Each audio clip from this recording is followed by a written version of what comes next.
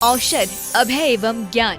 शास्त्रों में वर्णित है ये 4 प्रकार के दान। इनसे होता है प्राणी मात्र का कल्याण। परम पूज्य वात्सल्य मूर्ति जिन धर्म प्रभाविका आर्य रत्न श्री 105 सृष्टि भूषण माता जी की मंगल प्रेरणा एवं आशीर्वाद से सृष्टि मंगलम सेवा समिति के तत्वावधान में संचालित किए जा रहे हैं अनेकानेक आध्यात्मिक पुण्य के कार्य। साधुओं के आहार, विहार, औषधि एवं संयम उपकरण, पिछी, कमंडल, शास्त्र आदि की व्यवस्थाएं कई वर्षों से सुचारू रूप से उपलब्ध कराई जा रही हैं। साथ ही सामाजिक सेवा के कार्य जैसे बच्चों की शिक्षा, गरीब परिवारों को आर्थिक सहयोग, रोगियों का उपचार एवं वृद्ध असहाय लोगों को आश्रय दिया जाता है। गौ संरक्षण एवं संवर्धन हेतु भी गौशालाओं के निर्माण एवं विभिन्न स्थानों पर संचालित गौशालाओं को आर्थिक मदद पहुँचाना, चारा आदि की व्यवस्था प्रदान कराना, दुर्घटनाग्रस्त गौवंश का उपचार कराना आदि कार्य भी किए जाते हैं। तो फिर देर न करें, आज ही इन महापुण्य के कार्यों से जुड़कर पुण्य लाभ कमाएं। 1 लाख से अधिक राशि प्रदान कर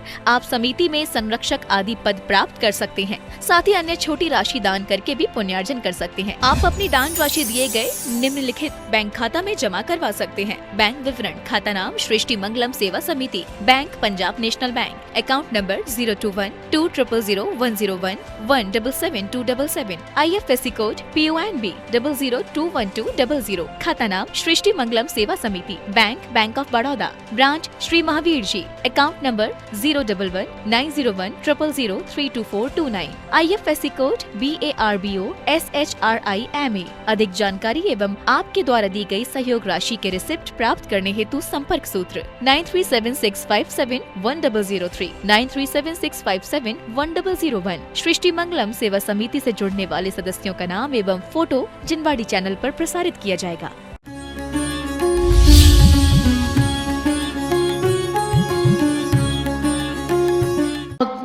पहले घोड़े बैल होते थे तो धनवान माना जाता था, अब गाड़ियां होती हैं तो धनवान माना जाता है। और इससे ज़्यादा स्तर लोगों का गिर गया, अब कुत्तों से पहचान होने लगे। बिल्कुल सत्य बात है। चंडीगढ़ में मैंने कहा कि वो भाई साहब आते हैं तो कोई नहीं बता पाए। बच्ची बोली, मम्मी वो माता जी उसकी कह रही हैं जिसके यहाँ 2 कुत्ते हैं ना। हमने कहा कुत्तों में भी कुत्ता ही नहीं है। आप समझ गए, झबरे कुत्ते हैं, आदमियों के साथ रहते रहते आदमी से हो गए।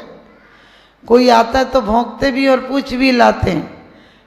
काम का हो तो पूछ काम आ जाएगी, नहीं तो भौंकना काम आ जाएगा। आप ध्यान रखना, आज चित्त वृत्तियाँ, कलयुग और सतयुग कुछ नहीं होता है। कलयुग और सतयुग हमारी मनोवृत्तियों की धारणाएं होती हैं। जिस युग में सत्पुरुषों को सम्मान दिया जाता है वो सतयुग हो जाता है, और जिसमें दुराचारियों का सम्मान किया जाता है वो कलयुग हो जाता है। एक तो कलयुग आता नहीं सत्पुरुषों के पास, आता है तो रुकता नहीं, और रुक जाए तो सतयुग हो जाता है। आप कभी समय को मत सोचते रहना कौन समय होगा। लोग कहते माता जी इस भव में तो मोक्ष नहीं है, अगले भव में कोई मोक्ष होगा, आप बताओ कब होगा। हमने कहा अभी नहीं तो कभी नहीं। ये 84 लाख योनियों में ये भव मिला है। अपने जीवन में संकल्प बना लेना कि हम एक धर्मात्मा को परमात्मा जरूर बनाएंगे। आप पत्थर की प्रतिमाएं इकट्ठी कर लेते हो, सोने चांदी की प्रतिमाएं बना लेते हो, लेकिन किसी का दिल सोने सा कर दो, अपना दिल सोने सा कर दो।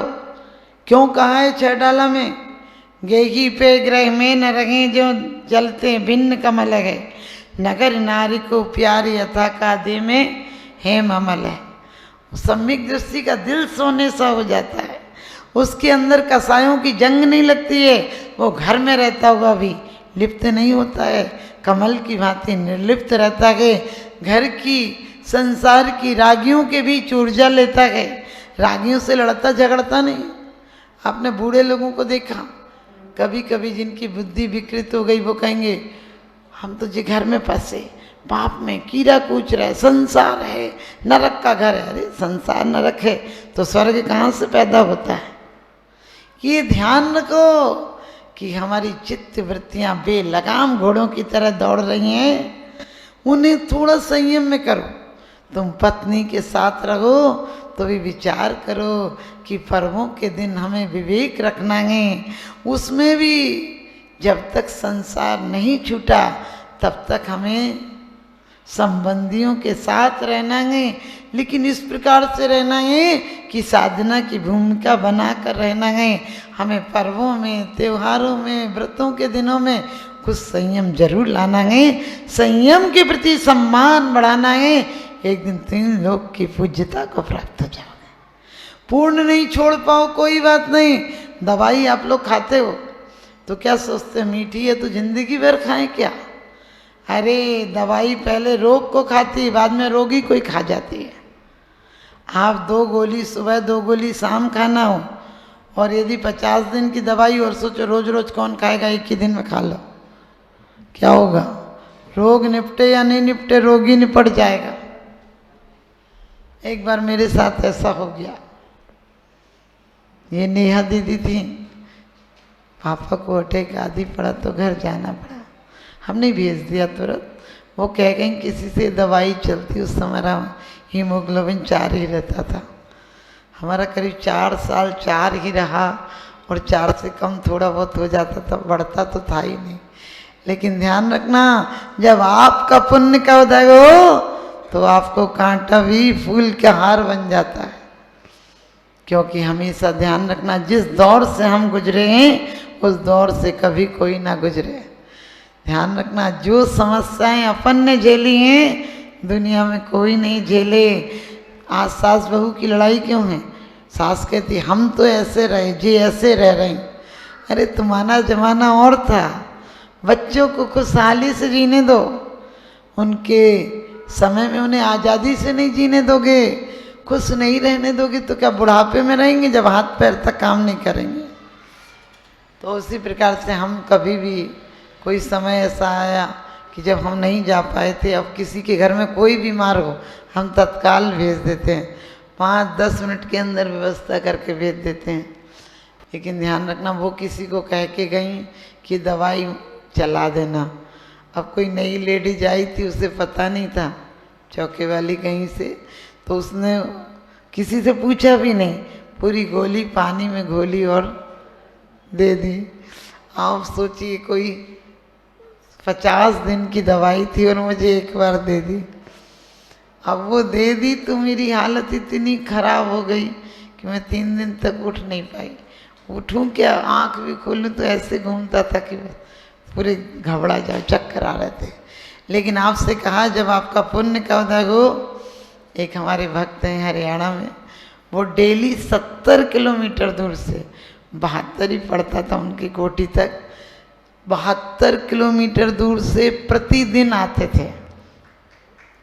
और रामदेव बाबा उनकी दुकान में बहुत साल पहले उनकी दुकान में किराए से रखकर सामान बेचता था।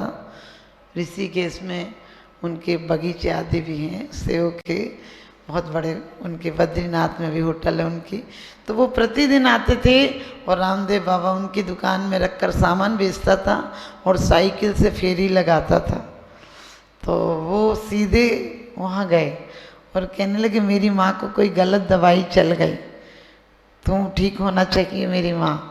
और उन्होंने कोई ब्रांडेड दवाई नहीं दी। बाद में उन्हें पूछवाया भी कि पूछो कौन सी दवाई दी थी। बोले, नरेंद्र नाम निंदी निंदी बोलते हैं। बोले, निंदी भाई तुमने इतनी जल्दी करी कि बिल्कुल तुमने ऐसा कहा जैसे वो मर ही जाएंगी। हमने थोड़ी 2-3 दवाइयाँ ऐसे मिला के दे दी। 3 दिन तो मुझे उल्टी हुई, लेकिन आपको बता दूं भावनाओं का कितना प्रभाव पड़ता है। सिर्फ 10 घर की समाज थी और दिल्ली वाले भी कहते थे कि हम 10,000 घर ऐसा चतुर्मास नहीं करा सकते। आप सोच सकते हैं, 1 महीना संगीत, बड़े संगीतकार को कोई नहीं रख सकता है। उस 10 घर की समाज ने 4 महीना शोक दोराहा को रखा। और क्या प्रोग्राम उनके करने की स्टाइल देखिए, जीने का इस तरीका सलीका उनसे सीखो। अपने गांव के बच्चों के कवि सम्मेलन कराया, छोटे छोटे बच्चों का, तो भी ऐसे मंच बनाई, कवियों के आगे लिखी हुई थी, नेम प्लेट थी, लखनवी, कानपुरी, अलग अलग, क्या उनके सलीके थे। उनके यहाँ जो प्रोग्राम होते थे, यदि बोल दिया पेयर डांस होगा तो 10 घर 18 घर दूसरी जगह थे, वहाँ भी ऐसे कंपटीशन होते थे कि 23-23 कपल, और उनकी मैंने करने का सलीका जीने का था। लेकिन आप सोचिए वो दवाई लेकर आए, रोज ही आते थे। एक ही दिन गया हुआ जिस दिन वो ऋषिकेश गए, और उन्होंने आकर दवाई दिलाई। लेकिन गांव के लोगों को कहेंगे उनके बगीचे, सभी के यहाँ बगीचे हैं, पूरा सामान फल फूल भी उनके बगीचे के आते थे, और शुद्ध खाने का प्रताप, बिना खाद का गेहूँ, बिना सब चीज़, आप सुन देसी खाद का, उसका परिणाम और दवा का परिणाम कि मेरा 3 महीने में हीमोग्लोबिन 10 हो गया। आपको ये बताना है, और आपके यहाँ जाप चल रहा है, ये तारीफ नहीं कि मैं ठीक हो गई। 10 घर की समाज में 1,35,00,000 जाप हुआ मात्र 1 महीने के अंदर। आपको तो 44 दिन दिए गए। आप सबकी परिणति अभी क्या है कि बस अपने घर में, अरे अपने घर में मत रखो, ये जैन धर्म का चिराग है, इसे जितनी जगह जला सको उतनी बढ़िया बात है, उतना पुण्य तुम्हें मिलेगा।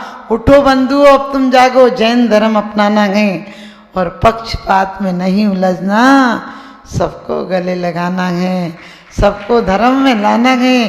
क्योंकि कफन उठा तो नजर डबडबा गई, कफन उठा तो नजर डबडबा गई, श्रृंगार को भी आज शर्म आ गई। न जन्म कुछ है, न मृत्यु कुछ है, किसी की आँख खुली, किसी को नींद आ गई, किसी की आँख खुली और किसी को नींद आ गई। आँख खुली तो सपना गया, आँख खुली तो सपना गया, आँख मूंदी तो अपना गया। पगले 2 दिन का मेहमान था, बाद में दफना गया, बाद में दफना गया। हम सबकी ज़िंदगी उस तरह है, लाख बहाने बनाना, लाख डॉक्टरों के पास जाना, एक दिन डॉक्टर हार जाएगा और मौत जीत जाएगी। लेकिन मौत जीते उसके पहले हम मौत पर जीत हासिल करेंगे। हम मौत पर जीत हासिल करेंगे, इसका अर्थ है कि हम मौत को निर्वाण में तब्दील करेंगे। और उसके लिए परमात्मा के पास धर्मात्मा बिना ये रह ही नहीं सकता है। लेकिन यहाँ आने के साथ साथ 24 घंटे घर के काम भी करता है, तो लक्ष्य ही रखता है कि मुझे मंदिर जाना है इसलिए काम निपटाना है, मुझे माला फेरना है इसलिए जल्दी काम निपटाना है, मुझे आध्यात्म जाना है इसलिए परिवार के बीच रहना है, हमारी संतानों को सत्पुरुष बनाना है, 18,000 वर्ष तक चलाना है इसलिए जीता है। तो ध्यान रखना, भलाई में हो अगर मौत तो जीने से बेहतर है, बुराई का तो जीना मौत के सदमे से बदतर है। आप लोग मंदिर आते हो, रोज आते हो, लेकिन आप कभी कभी स्वयं मंदिर बनकर जाया करो, आपका जीवन सफल हो जाएगा। थोड़े बहुत आपको पाप करना पड़ते हैं, आपके लिए माफ़ हैं। क्योंकि एक बार एक जमाई ससुराल आया अपनी पत्नी को लेने के लिए, तो उस बेटियों से कभी मन नहीं भरता है सास का, तो सास बोली अब 15 दिन बाद आना। वो बेचारा 15 दिन बाद आया। सास बोली अभी तो इसके बाबूजी बाहर गए, आप 15 दिन बाद आना। वो बोला आपने 15 दिन बोला था, मैं 15 दिन बाद आया हूँ। बोली नहीं अब दोबारा 15 दिन बाद आना। वो बोला मैं 15 दिन यहीं रुका हूँ, बाबूजी आ जाएंगे तब चला जाऊँगा लेके। तो सास बोली आप 15 दिन रखोगे तो लोग क्या कहेंगे, जमाई आपके यहाँ का होगा। बोला कि आपकी बेटी हमारे यहाँ 6 महीना रह आई तो लोगों ने क्या कह दिया। तो सास बोली वो तो थारे घर ब्याही गई है ना। बोला मैं भी तो थारे घर ब्याहे गया हूँ, कि फूका गया हूँ, क्या मैं फूका गया हूँ, मैं भी थारे घर ब्याहे गया हूँ। तो सास ने अंदर जाकर बोला अपनी बहुओं से पोतों से, बोले जा कह दे जीजा जी को कि अम्मा को देवी आती है और जो कहती है सो करवा के छोड़ती है। और बाल घुमाए, बोली मैं ना भेजूँ, मैं ना भेजूँ। जमाई बोला जा कह दे अपनी अम्मा से कि जीजा जी को भैरव आते हैं। और पत्नी का हाथ पकड़ा, बोले बहुत ओलिया नाटक, बैठ ले गाड़ी में, बैठ ले, चल ले, और लेके चला गया। हमारे और आपके साथ भी लाख बहाने बनाना कि बचाव के कोई कारण आ जाएंगे, काल भैरव जिस दिन आएगा उसी दिन जाना पड़ जाएगा। आप सब मनुष्य हैं, एक दिन परमात्मा बने। इन्हीं स्वभावनाओं के साथ अपनी वृत्ति, चित्त वृत्ति बदलो, प्रवृत्तियां अपने आप बदल जाएंगी। परिस्थितियां नहीं बदलती, मन स्थिति को बदलो। इस घर को तपस्या स्थल समझो, परीक्षा गृह समझो, आपका जीवन सफल हो जाएगा। इन्हीं स्वभावनाओं के साथ